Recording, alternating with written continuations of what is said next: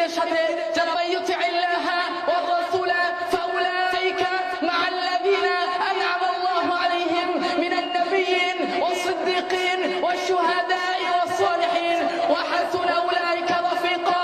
যে ব্যক্তি আল্লাহ ও তার রাসূলের আনুগত্য করবে, ফাউলাইকা মা'আল্লাযীনা আন'আমা আল্লাহু আলাইহিম, তারা সেই ব্যক্তিদের সাথে থাকবে যাদের প্রতি আল্লাহ অনুগ্রহ করেছেন।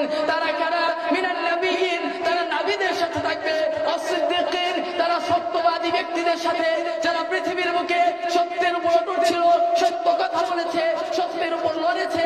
ওয়াশ-শুহাদা'i, আর যারা শহীদ তাদের সাথে থাকবে।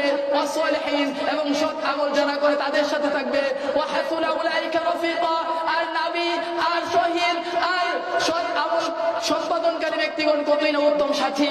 আল্লাহ রাব্বুল আলামিন আমাদেরকে ইহার উপর অটুট থেকে কোরআন সুন্নাহর সমন্বয়ে জীবন পরিচালনা করে পরকালীন শান্তির আবাস জান্নাত লাভ করার তৌফিক দান করুন।